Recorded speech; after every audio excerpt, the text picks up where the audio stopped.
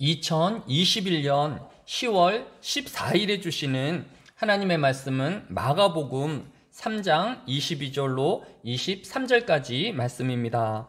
신약성경 마가복음 3장 22절로 23절까지의 말씀을 함께 읽습니다. 예루살렘에서 내려온 서기관들은 그가 바알세불이 집혔다 하며 또 귀신의 왕을 힘입어 귀신을 쫓아낸다 하니 예수께서 그들을 불러다가 비유로 말씀하시되 사단이 어찌 사단을 쫓아낼 수 있느냐. 아멘. 예수님께서 이스라엘의 여러 지역을 다니시며 천국 복음을 전파하시고 모든 병을 고치시며 귀신을 내어 쫓으셨습니다.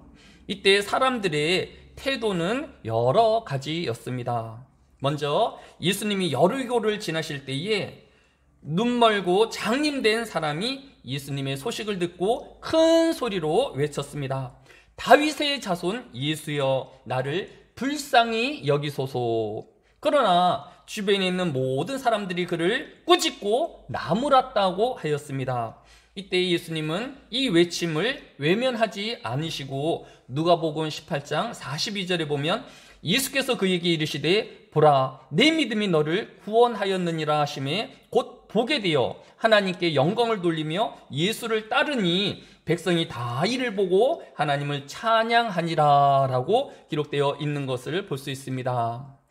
예수님의 권능으로 다시 보게 되어진 이 맹인은 하나님께 영광을 돌리우고 예수님을 쫓는 자가 되었습니다. 그리고 주변에 있는 모든 백성들이 함께 기뻐하며 하나님을 찬양하였다라고 기록하고 있는 것을 볼 수 있습니다.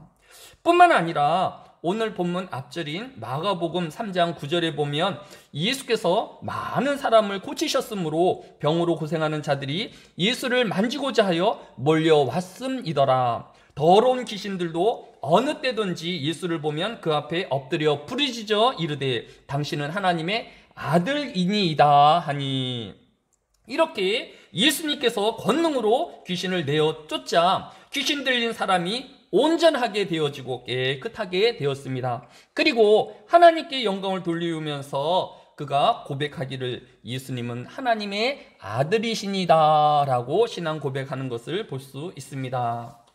그런데 서기관들과 바리새인들의 태도는 달랐던 것을 볼 수 있습니다. 오늘 본문 22절을 보면 예루살렘에서 내려온 서기관들은 그가 바알세불이 집혔다 하며 또 귀신의 왕을 힘입어 귀신을 쫓아낸다 하니, 그들은 오히려 예수님을 귀신의 왕을 힘입고 귀신을 내어 쫓는다며 예수님을 모욕하고 있는 것을 볼 수 있습니다.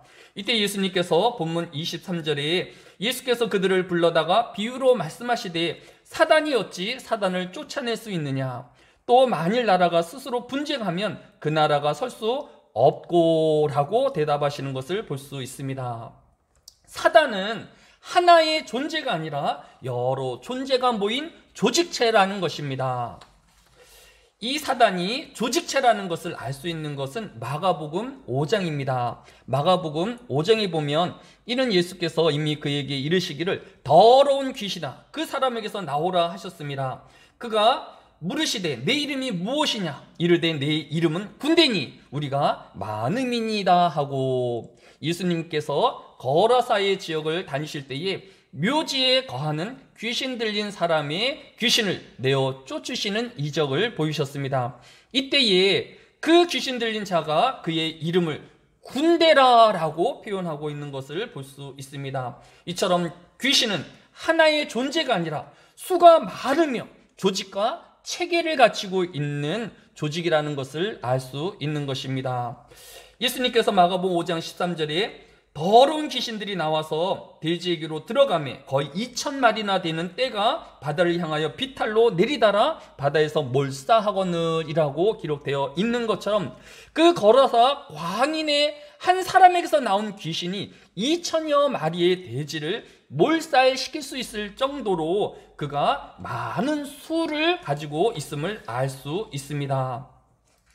군대는 명령과 조직이 생명력 같은 조직입니다. 일산불란하게 움직여야 하는 군대가 만약 스스로를 대적하고 싸우게 된다라고 하면 그 군대는 오래 갈 수 없다라는 것입니다.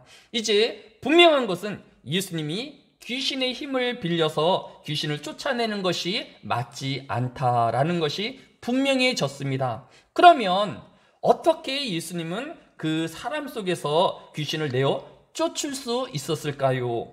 오늘 본문 27절에 보면 사람이 먼저 강한 자를 결박하지 않고는 그 강한 자의 집에 들어가 세간을 강탈하지 못하리니 결박한 후에야 그 집을 강탈하리라 라고 설명하신 것을 볼 수 있습니다.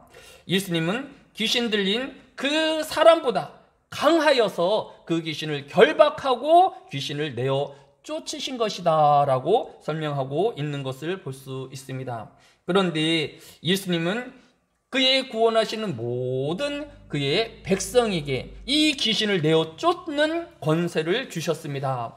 누가복음 10장 17절에 보면 70인이 기뻐하여 돌아와 이르되 주여 주의 이름이면 귀신들도 우리에게 항복하더이다. 예수께서 이르시되 사단이 하늘로부터 번개같이 떨어지는 것을 내가 보았노라 라고 말씀하신 것을 볼 수 있습니다.